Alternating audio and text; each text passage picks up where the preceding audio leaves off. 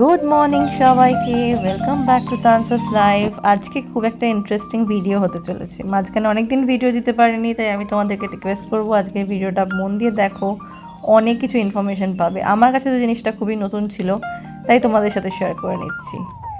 শুরু করছি আজকের ভিডিওটা। চলে এসেছিলাম একটা শু শপ বলতে পারো। এখানে এসে আমি যেটা দেখতে পেলাম, যেটা আমাদের যাদের পায়ে ব্যথা করে, যারা তোমরা 12 ঘন্টা 14 ঘন্টা ডিউটি করো, তাদের জন্য এই ভিডিওটা খুব উপকারী।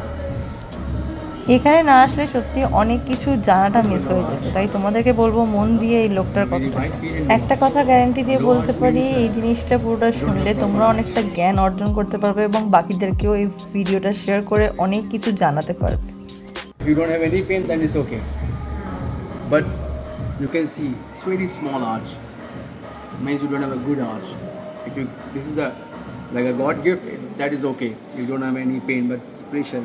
This is also normal, but your pressure is see in this area, on this area, or this area, and this area. You have also overpronation. Pressure only stuck in this area. Okay, now I'll show you one more thing. Pressure is never goes anywhere, always stuck there. But the insole which is helping to you distribute your pressure. It's like when we have a pain, we get the medicine. The pain is there, but it will vanish. It will come again. Okay, see the pronation also. It's not bad. It's good. Okay. You can see this is the pressure points. When we are not carrying our feet, it's going to flat feet, then we get the bunion also. You saw that some people have a bunion, this bone is, so because of that, the flat feet, because there is a no space to go into the thumb, you will go to grow. So because of that, you get the bone hair and hair pain and hair pain. So we have insoles to solve your problems. You want to try any insoles? এইগুলো হচ্ছে different types of medicated Scholz.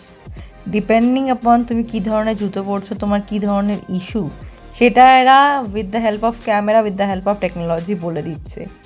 এখানে শোলটা just try করার জন্য এই চারটে যে দেখতে পাচ্ছ, চারদিকে চারটে ক্যামেরা পুরো তোমার পাটাকে স্ক্যান করে নেবে।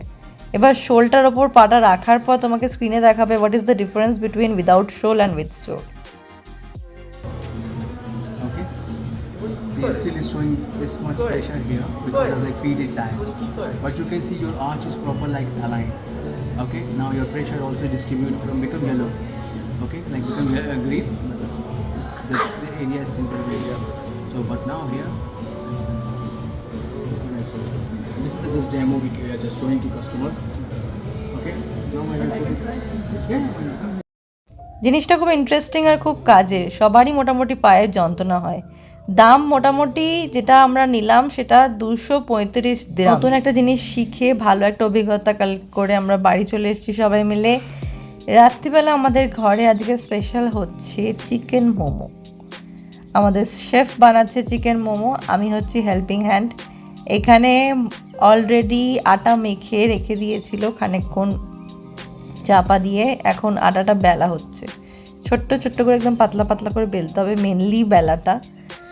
আমি সেদিকে এগোইনি, আমি শেফের ওপরই ছেড়ে দিয়েছি। এক্সপিরিয়েন্স হ্যান্ডস, এগুলো এক্সপেরিমেন্ট করার জিনিস নয়, কারণ মোমোর যে স্কিনটা সেটা মোটা থেকে গেলে খেতে ভালো লাগে না। অনেকটা পিঠের মতো, কিন্তু একটু ডিফারেন্স তো আছেই।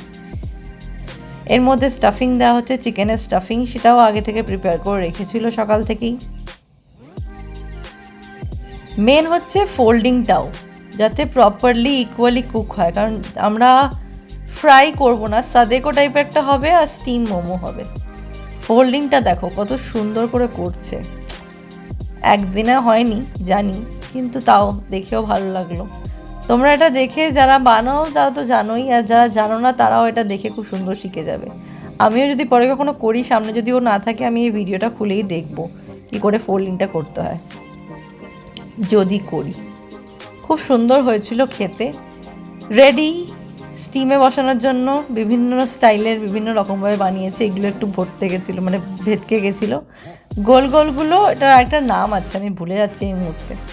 ইডলি মেকারে আমরা বানাচ্ছিলাম মোমোটা, বেশিক্ষণ সময় লাগেনি, 20 থেকে 30 মিনিট ভেপারে রাখা হয়েছিল, স্টিমে রাখা হয়েছিল যাকে বলে। তারপরে সার্ভ করে দিচ্ছি।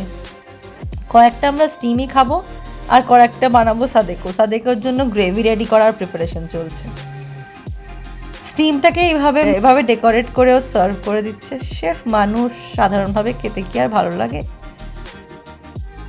আলাদা আলাদা ইনোভেটিভ আইডিয়াস মাথা থেকে বের করে এভাবে ডেকোরেট করে সেটা আমি ক্যাপচার করে তোমাদের সাথে শেয়ার করে নিই। আর এই হচ্ছে সাদেকো, পেঁয়াজ, ক্যাপসিকাম, টমেটো দিয়ে একটা গ্রেভি তৈরি হয়েছে, সেজওয়ান চাটনি দিয়ে একটুখানি সতে করে নেওয়া হলো, সার্ভ করা হয়ে গেল সাদেকো।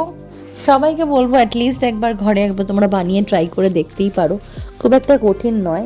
ফার্স্ট টাইমে এত সুন্দর ইয়েটা হবে না। আমার মনে আছে এর আগে যখন আমি একবার ট্রাই করেছিলাম বোধহয়।